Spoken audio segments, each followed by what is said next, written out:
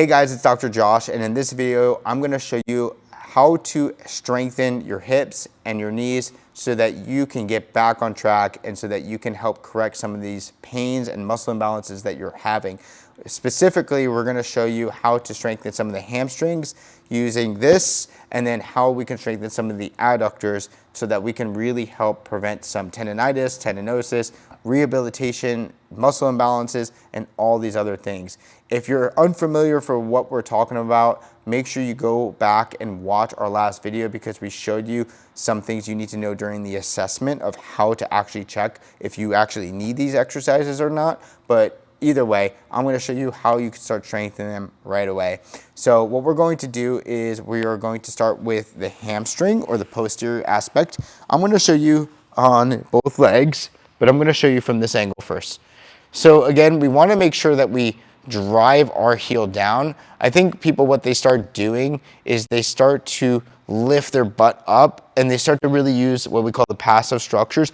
I want you to really focus on driving the heel down while lifting the leg up. What also you want to focus on in order to strengthen is really optimal alignment, making sure that foot and ankle is not flailing out, it's not going like this, not pointing. We really want to keep it in dorsiflexion or a neutral.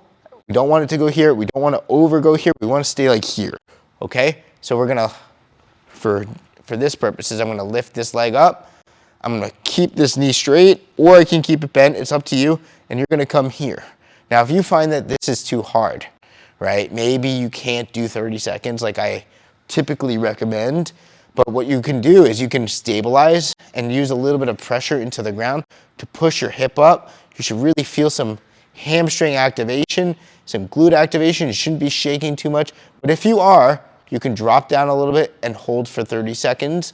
If that is not possible, for some reason, maybe you are too weak, maybe you're battling an injury, maybe you have something going on, don't worry, I'm going to show you another modification. So what you can do from that point on instead is maybe just go 15 seconds, 4 sets of 15 seconds, build up to 3 sets of 15 or 20 seconds, 4 sets of 20 seconds, 4 sets of 30 seconds, whatever you need to do. But don't think you need to just jump into 3 sets of 30 seconds.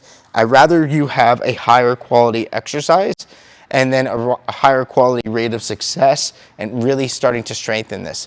In addition, the closer you get to the box, the more you're going to change the angle. The further you go away from the box, the more it's going to be more of a pressure onto that hamstring tendon. So if you're somebody who's really weak in the hamstring, maybe you don't want to be as close and you really need to strengthen it like that.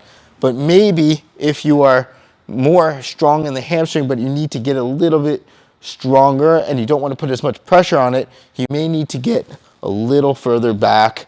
And so going forward onto the box or backwards onto the box might end up helping you the most. So you got to figure out what is the best angle for you and what is going to actually work for you. But that is how you would strengthen the posterior aspect or the hamstring. And that would really, really help with not only hamstring, but posterior knee pain, MCL, LCL, and some other issues that occur in the knee. The next exercise that we can do is the Copenhagen plank, and I'm going to show you from hardest to easiest and some of the things that you can do for that. So the Copenhagen plank is very similar to what we showed you in the actual testing. Again, the further that you are on to the mat, the more stability you'll create in the knee, and the further away, meaning further up on here, the more instability and more harder it's going to be on the knee, okay? So if you're just suffering knee injuries from this or hip injuries, this may not be the best option for you. These are isometric exercises, both sides, but they really do help. I would start with safety first, of course, in mind, and make sure that you are closer, and you can always work your way away for this one. So hardest is if you kick this leg through and you come up like this, just like here, and you're holding. Again, you're going to hold for 30 seconds. You're trying to meet the ground. You're not trying to push exactly through the ground, but you're trying to really not try to push yourself up, but you're trying to pull yourself down into the ground, and that will help the adductor start to fire.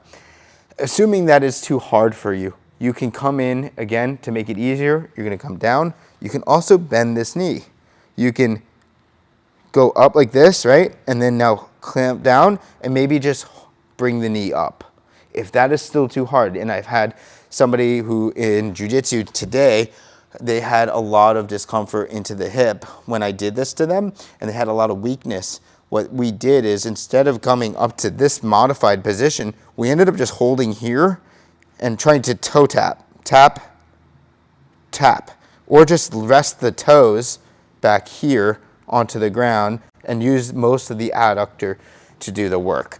But either way, those are 2 or 3 different ways and options. You really, on all of these cases, you really want to make sure that you're trying to get 30 seconds, 3 or 4 sets or 5 sets of 30 seconds with about a minute break to help strengthen that type of muscle group that you're working on. So give this a try, guys. Make sure you try this for at least a few weeks, 2 to 3 times a week, and give that an opportunity to strengthen, okay?